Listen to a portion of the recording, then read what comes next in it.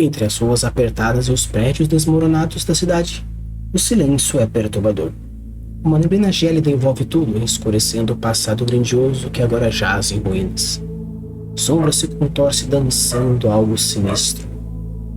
Sussurros ecoam pelas vielas como lamentos de almas perdidas. Não há sinais de vida, apenas o eco constante do vento. Ninguém ousa pronunciar o nome dessa cidade em voz alta, temendo atrair a atenção das forças que a assombram. O ar está impregnado de uma sensação malevolência iminente. No coração desse pesadelo, segredos sombrios guardam ansiosos para serem desvendados. Quer então algumas dicas para gerar medo nas suas histórias? Então, simbora.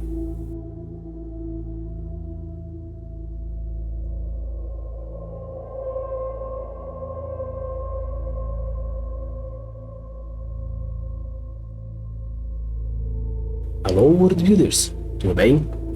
Aqui é Rafael Campos e hoje nós estamos no nosso último episódio do mês de outubro, o mês do medo. E hoje vou trazer algumas dicas interessantes para você gerar medo. Falamos sobre o terror, falamos sobre o horror, como esses elementos podem então atrair o medo para suas narrativas. Mas agora, nós iremos falar um pouco sobre alguns elementos interessantes que geram medo narrativamente.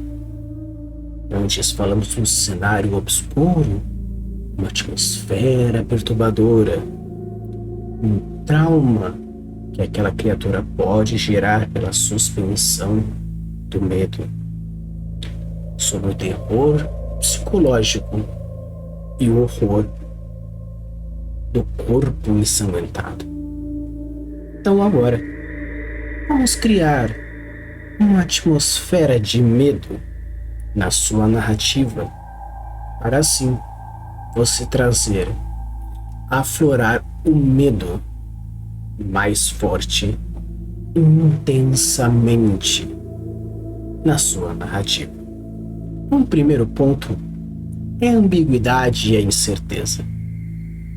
Quando falamos de algo ambíguo ou da incerteza, estamos falando do desconhecido. Claro que buracos na narrativa não geram medo.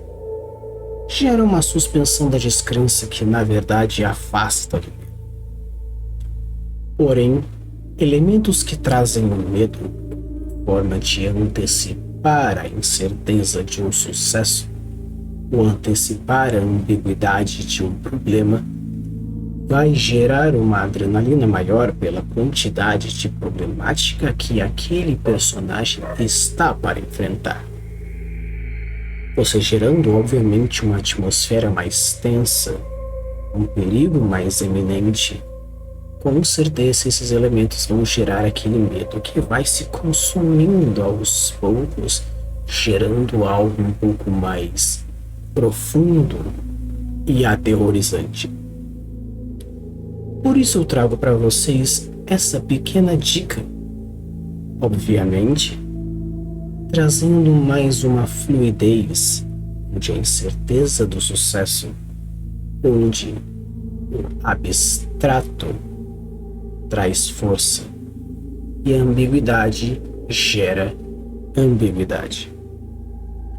Buracos narrativos, onde precisa ter uma justificativa e mais interessante para a existência ou não existência de algo, é muito diferente de uma ambiguidade, onde eu trago elementos mínimos para a construção de algo, porém, o restante é construído aqui dentro. Como eu falei para vocês nos últimos 2 episódios dessa mesma temática, nunca um escritor, um mestre, um roteirista vai gerar um medo muito maior do que o medo real daquele que está consumindo aquela história. As pessoas possuem medos individuais, backgrounds individuais, Portanto, apresentar algo que gere mais esse medo, onde não pode ter a certeza do que pode ser, essa pequena lacuna será preenchida com elementos e com os medos pessoais de cada um e de cada pessoa. Por isso que eu digo, trazer uma experiência de medo não é apenas você colocar um pouco de sangue, colocar um pouco de dor, mas sim a incerteza do que pode acontecer nessa dor, nesse sangue, nesse relógio que bate minuto a minuto, onde esses elementos trazem essas complicações sendo preenchidos pela tensão, pelo comprometimento emocional e, obviamente, pelo medo. A outra forma de vocês trazerem o medo são narrativas não lineares ou narrativas fragmentadas. O caos gera desconforto, seja para um lado bom, um lado ruim, ou seja, um gatilho da estranheza utilizado pelo lado bem, pelo lado errado. De ambas as formas vai trazer um desconforto. Porém, esse desconforto pode retirar você da narrativa, ou pode puxar você para a narrativa. O caos, juntamente com o tópico anterior da incerteza e da ambiguidade, gera no seu cérebro uma descontinuidade, trazendo insegurança. A insegurança é um dos maiores medos das pessoas, porque trava, porque faz com que ela faça coisas que não gostaria de fazer. Uma narrativa não linear, onde a pessoa tem uma leve dificuldade de entender se é agora, se é depois, se é passado, se é real, se é abstrato. Essa confirmação de incerteza, esse caos narrativo, obviamente controlado, vai gerar complicações emocionais na pessoa. Porque ela não sabe dizer se aquilo já aconteceu, se aquilo está acontecendo, se aquilo vai acontecer. Se você coloca flashbacks em alguns momentos específicos, pode gerar um certo perigo ou pode gerar complicações narrativas. Cuidado com flashbacks. Flashbacks sem medo. Terror no horror pode ser uma forma preguiçosa de você trazer esse medo, trazer esse instinto que queres simplesmente porque relembrou de algo do passado. Pode ser algo complicado. Não estou dizendo para não usar. Só estou dizendo para usar com parcimônia. Flashbacks podem ser interessantes para tirar um pouco da continuidade da história. Começar pelo final, voltar ao início e desenvolver até o momento daquele ponto específico. Gerar um caos mental que seja interessante. Você já sabe o final, porém, você não sabe quando que vai acontecer. E aquele final pode não ser necessariamente o final. Você pode muito bem quebrar a história em 4 partes, apresentando o começo do final, ou seja, a terceira parte. Vai para a primeira, vai para a segunda, reapresenta a terceira e mostra a quarta. Você não está vendo o verdadeiro final. O verdadeiro final acontece depois daquela primeira cena. Então, o que pode acontecer? Novamente incertezas, novamente abstrato, quebrando a lógica, porque a linearidade traz segurança. Fragmentação traz o caos, e o caos traz o medo. Um terceiro ponto importante é a exploração das fobias. Existem diversos tipos de fobias, diversos tipos de medo, e muitas vezes medos novos são gerados de acordo com o que a sociedade vai evoluindo. Você não sabia que você poderia ser sequestrado de qualquer forma? Depois que apareceu uma primeira notícia de alguém sendo sequestrado, esse medo é engatilhado em você. Você não tinha medo de atravessar aquele beco. Mas depois que apareceu uma reportagem dizendo que algumas pessoas morreram naquele beco, aquele medo foi criado. Então, o medo pode ser criado, mas também medos antigos podem ser explorados. Medos pessoais, medos genéticos, medos sociais, medos de subcultura, medos de nicho, medos gerais. Sabia trabalhar o medo como uma principal forma narrativa onde o elemento do medo é o que traz o tema. Se você é aracnofóbico, aranhas. Se você é claustrofóbico, locais apertados. Se você tem fobias sociais, multidões. Se você tem fobia de algum assunto específico, aquele assunto específico. Se você já foi abusado, já foi abusada, pessoas com perfil, estereótipo daquela mesma pessoa, vai gerar gatilhos em você também. Medos sociais, de uma forma geral, medos específicos, de uma forma geral, podem ser simplesmente engatilhados colocando apenas a existência deles. Você não precisa necessariamente mostrar uma cena abusiva para trazer o medo de ser abusado. Você não precisa necessariamente cortar uma perna fora para ter medo de uma tortura. Você não precisa necessariamente mostrar uma aranha para mostrar que ele existe com os sons naquele lugar. O medo é uma aproximação muito forte. O medo gera elementos muito fortes.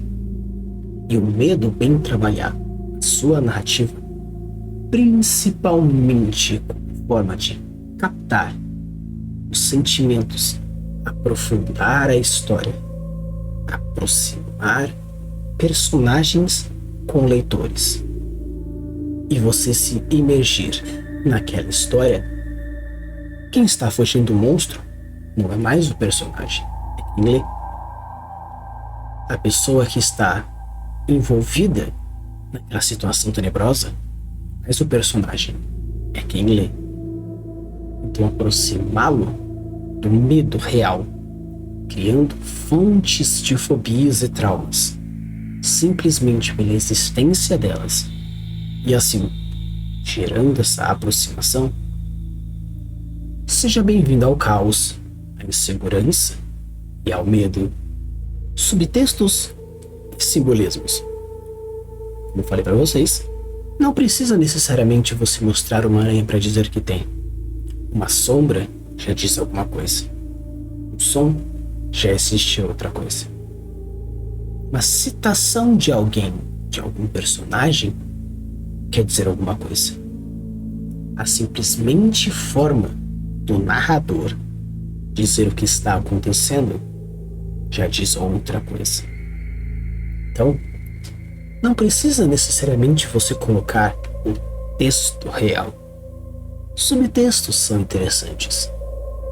Simplesmente você dizer: olha, não vá por ali. Eu não sugiro. Qual que é o texto real? Uma sugestão que eu não quero que você vá por lá. Mas qual é o subtexto? O que a pessoa quer dizer? Qual é a mensagem nas entrelinhas? Psicologia reversa? Vá lá. Eu quero ver se você é capaz. Não vá. Você pode morrer. Ou põe a sua vida às suas mãos. Vá. Descubra. Não vá. Não descubra. Fique a sua escolha. O medo e a curiosidade muitas vezes andam lado a lado. A curiosidade move até lá. O medo também move.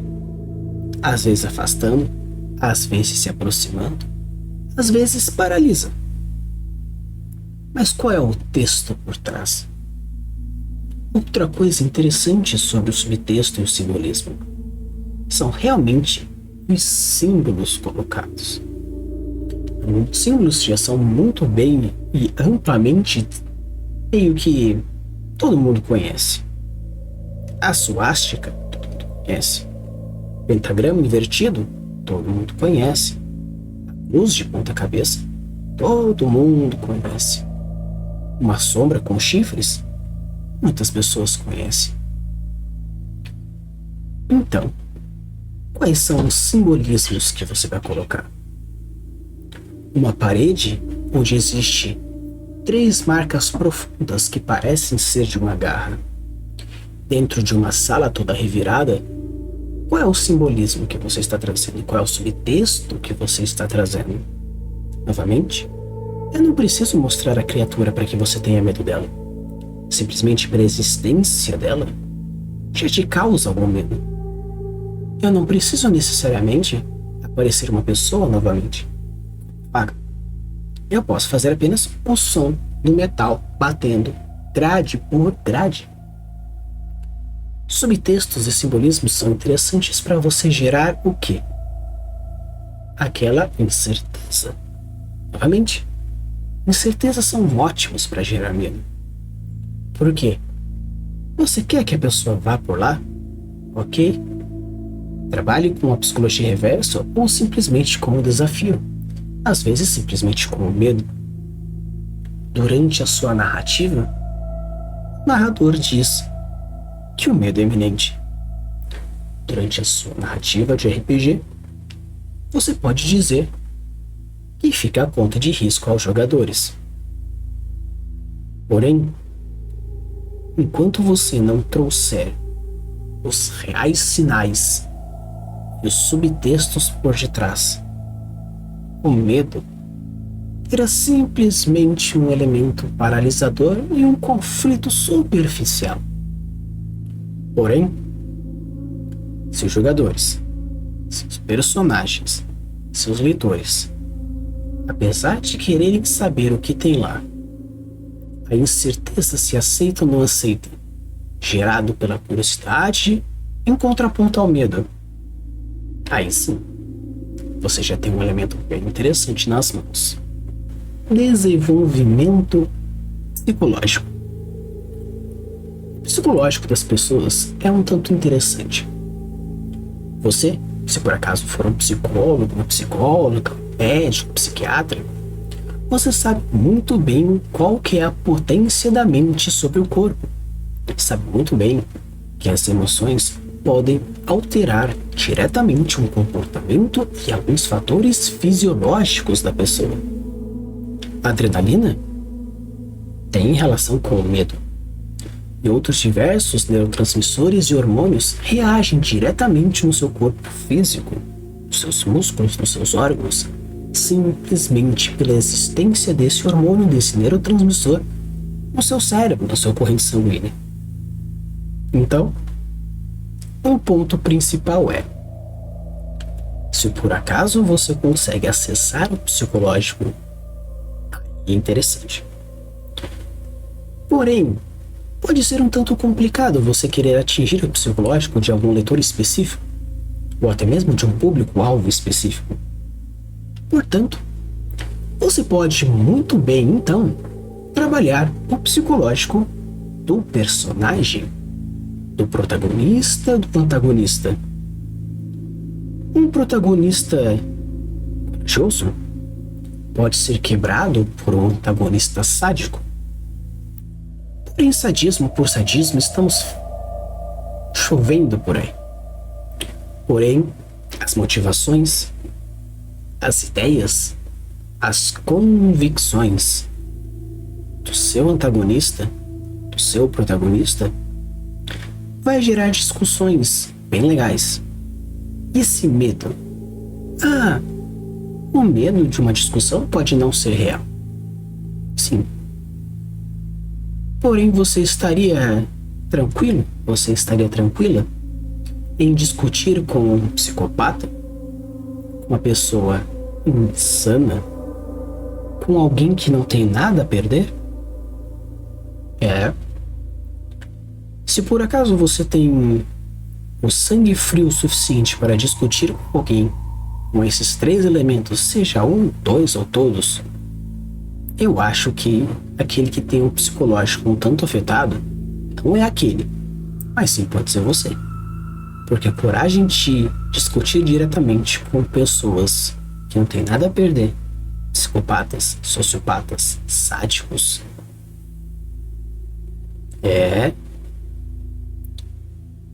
Seja bem-vindo ao medo. Ameaças existenciais e filosóficas? Olha só. Será que a filosofia pode ser algo que seja impactante? Não sei. Será que sim, será que não? Pessoas que possuem um psicológico um tanto afetado, como abordado no tópico anterior, pode gerar algumas discussões um tanto interessantes. Como eu falei para vocês, o medo pode ser desbloqueado a partir de experiências que você não teve, experiências que você nem sabia que poderiam ter, e agora você sabe da existência delas. Então, mesmo que a pessoa ela seja uma pessoa talvez normal, alguns dilemas, algumas filosofias daquela pessoa pode gerar algum medo que você não imaginou que você poderia ter. Uma pessoa extremista pode querer te levar para um lado que você não imaginava que poderia acontecer. Talvez uma ideia distorcida possa levar você para lugares que você não imaginava. Uma justiça distorcida pode levar você para alguns lugares que você não imaginava. Ou seja, uma pessoa que pode até ser uma pessoa normal, porém com uma filosofia um tanto diferente, a visão de mundo um tanto diferente. Até mesmo uma criatura que tem uma visão de vida, sociedade, cultura e existência diferente da sua, pode gerar um medo que você não imaginava que você poderia ter. Um desbloqueio de algo novo que você não imaginava que você poderia ter. Portanto, a minha dica é: quer gerar medo com um personagem que traga essa ideia filosófica, existencial, um tanto diferente? Perfeito. O que você precisa fazer?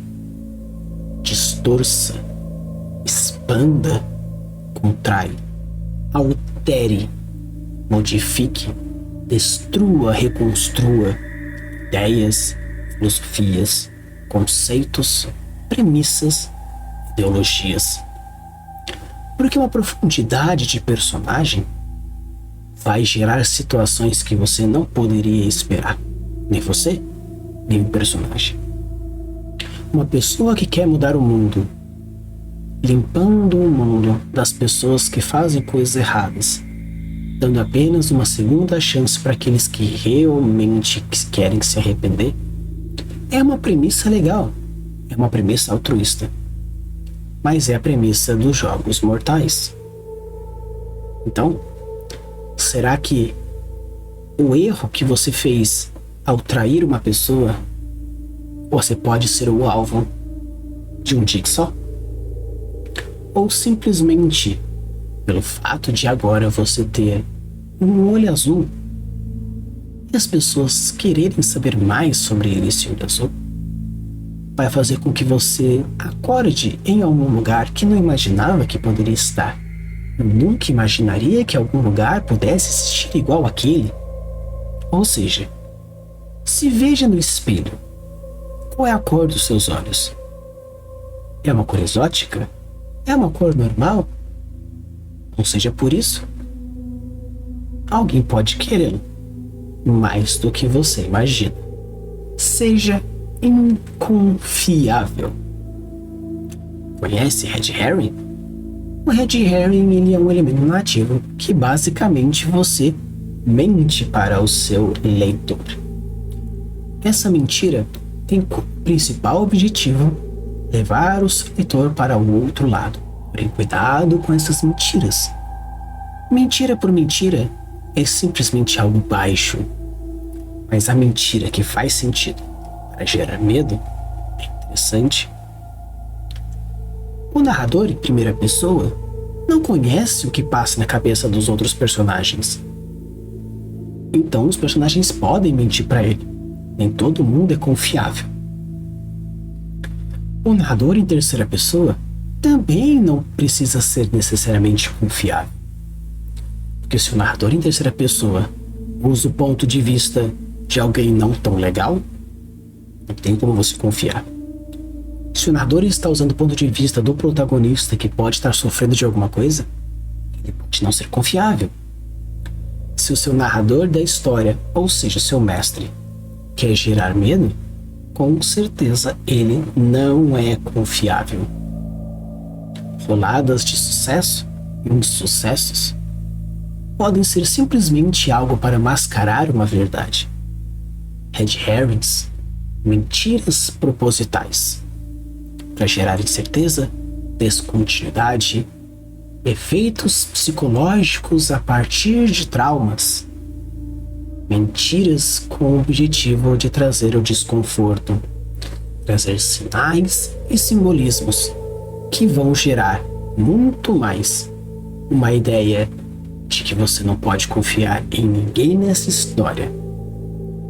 Nem no protagonista, nem no antagonista, nem em qualquer outro vilão ou personagem, e nem mesmo o narrador. Se você não pode confiar em ninguém, por que você então leria essa história? Porque você quer, porque ela é boa. Então, escritor, mestre, world builder, se você quer gerar um elemento que traga medo no seu cenário, na sua história, utilize formas de cativar, mas da mesma forma que você cativa, você aterroriza. Você é horripilante. Você gera desconforto como principal elemento de construção narrativa. E com isso, eu desejo para vocês um excelente Halloween. E até mais.